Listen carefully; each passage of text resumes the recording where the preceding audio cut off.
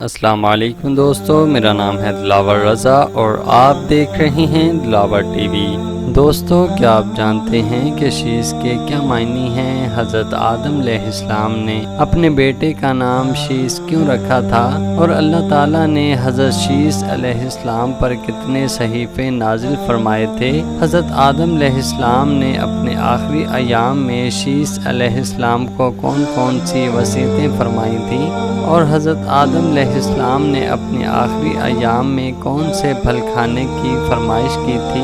حضرت آدم علیہ السلام کی کس دن وفات ہوئی تھی اور حضرت آدم کی وفات پر فرشتے آسمان سے کیا کیا چیزیں لائے تھے اور حضرت آدم کی وفات کے بعد سورج اور چاند کتنے روز تک گہن میں رہے تھے؟ حضرت آدم علیہ السلام کی عمر لوح محفوظ میں کتنی درج ہے اور آدم علیہ السلام کا مزار کس جگہ واقع ہے اور حضرت آدم کی بیوی اما حوا کی وفات حضرت آدم کی وفات کے کتنے عرصے بعد ہوئی تھی؟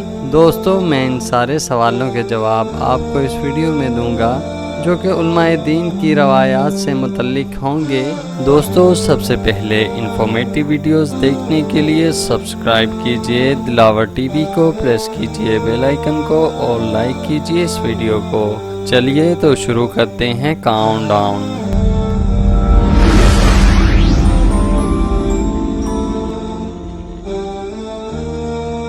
بسم اللہ الرحمن الرحیم۔ شیش کے معنی اللہ تعالیٰ کے نام ہبہ کے ہوتے ہیں اور حضرت آدم علیہ السلام نے اپنے اس بیٹے کا نام شیش اس لیے رکھا تھا کہ انہیں تو اللہ تعالیٰ اپنی قدرت الہی سے رزق دے ہی رہا تھا، لیکن ان کے اس بیٹے کے لیے بھی بغیر محنت حابیل کے قتل کے بعد رزق کا وہی ضامن تھا۔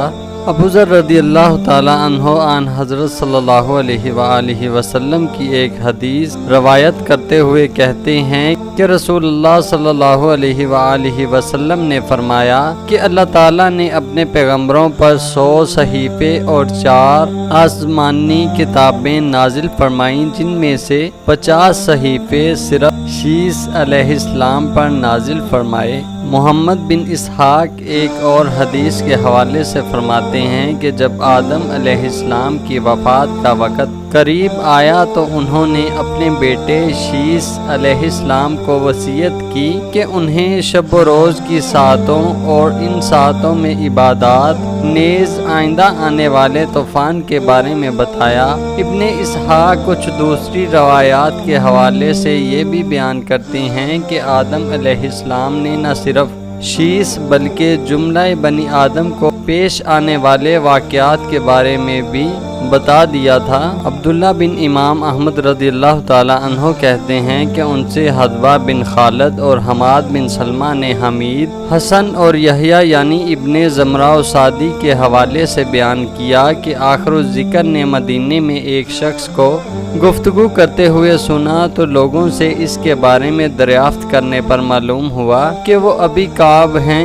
ابی کعب کہہ رہے تھے کہ جب آدم علیہ السلام کی وفات قریب آئی تو انہوں نے اپنے بیٹوں سے کہا کہ ان کا جی جنت کے پھل کھانے کو چاہ رہا ہے اور ان سے فرمائش کی کہ وہ انہیں کہیں سے ڈھونڈ کر لائیں۔ اللہ تعالیٰ نے آدم کے زمین پر نزول کے وقت ان کے ساتھ جنت کے پھل اور ان کے پودے جن میں گیہوں کا پودا بھی شامل تھا بھجوائے تھے۔ چنانچہ جب وہ آدم علیہ السلام کے بیٹے ان کی تلاش میں نکلے تو ان کا سامنا ان فرشتوں سے ہو گیا جو آدم کی تجزیہ و تکفین، حنوط اور ان کی تدفین کے لیے دوسرا سامان لے کر آ رہے تھے۔ فرشتوں نے ان سے پوچھا کہ وہ کہاں جا رہے ہیں اور کیا لینے جا رہے ہیں، تو انہوں نے بتایا کہ وہ اپنے مریض باپ کے لیے جنت کے پھلوں کی تلاش میں جا رہے ہیں کیونکہ ان کے والد کو ان کے کھانے کی خواہش ہے۔ فرشتوں نے یہ سن کر کہا کہ ان کے والد تو قضاء الہی سے فوت ہو چکے ہیں۔ فرشتوں سے یہ سن کر آدم کے بیٹے اپنے گھر کی طرف لوٹے تو فرشتے بھی ان کے ساتھ ہو لیے، لیکن جب وہ ان کے مکان پر پہنچے تو بی بی حوا انہیں پہچان کر بولیں کہ اللہ تعالیٰ نے آدم کو ان سے جدا کر دیا ہے اور یہ کہہ کر انہوں نے فرشتوں کو آدم علیہ السلام کی میت کے قریب جانے کے لیے راستہ چھوڑ دیا۔ فرشتوں نے آدم علیہ السلام کی میت کو غسل دے کر اسے حنوط کیا، پھر اسے کفنا کر اس کے لیے قبر کھود دی اور اس میں اسے دفن کر کے فاتحہ پڑھی اور آدم علیہ السلام کے بیٹوں سے کہا، یہی تمہاری اور باقی تمام بنی آدم کے لیے آج سے سنت ہوگی۔ اس روایت کی جملہ اسناد صحیح اور مستند ہیں۔ حضرت آدم علیہ السلام نے جمعہ کے روز وفات پائی۔ اللہ تعالیٰ نے فرشتوں کے ہاتھ ان کی لاش کے لیے جنت سے اشیاء حنوط اور کفن بھیجا، جو ان کے بیٹے شیس اور ان کی وصیت کے لیے بھی بڑا اعزاز تھا۔ ابن اسحاق مزید بیان کرتے ہیں کہ آدم علیہ السلام کی وفات کے بعد سورج اور چاند 7 روز تک مسلسل رات دن گہن میں رہے۔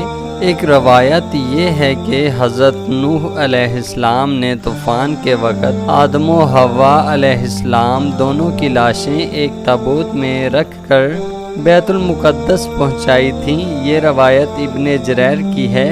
کہا جاتا ہے کہ حوا آدم علیہ السلام کی وفات کے 1 سال بعد ہی وفات پا گئی تھیں۔ آدم علیہ السلام کی عمر کے بارے میں بھی روایات میں اختلاف پایا جاتا ہے۔ آدم علیہ السلام کی عمر لوح محفوظ میں 1000 سال درج ہے، جبکہ توریت میں بتایا گیا ہے کہ وہ 930 سال زندہ رہے۔ توریت کا یہ بیان بظاہر مندرجہ بالا احادیث سے متعارض ہے، لیکن غور کیا جائے تو یہ تعارض باقی نہیں رہتا، کیونکہ توریت کے بیان میں بدیہی طور پر آدم علیہ السلام کے جنت سے زمین پر اتر کر زندہ رہنے کا ذکر ہے، اور 930 سال کی یہ مدت بھی شمسی سال کے لحاظ سے ہوتی ہے۔ اگر اس میں قمری سال کے لحاظ سے 27 سال اور بڑھا دیے جائیں تو آدم علیہ السلام کی زندگی کی یہ مدت 957 سال ہو جاتی ہے، اور اگر اس میں ابن جریر کی روایت کے مطابق آدم علیہ السلام کی جنت میں زندگی کے 23 سال اور اضافہ کر دیے جائیں تو ان کی زندگی کی مجموعی مدت وہی 1000 سال ہو جاتی ہے۔ آدم کے مدفن کے بارے میں مورخین میں باہم اختلافات ہیں۔ سب سے زیادہ مشہور روایت یہ ہے کہ آدم ہندوستان میں پہاڑ سے اتر کر جس میدان میں آئے تھے ان کا مزار وہیں ہے، لیکن یہ بھی کہا جاتا ہے کہ ان کی قبر مکے کے کوہ ابو قبیس پر ہے۔ بعض روایات سے معلوم ہوتا ہے کہ ان کا سر مسجد ابراہیم میں ہے اور ان کے پاؤں صحرا بیت المقدس تک پھیلے ہوئے ہیں۔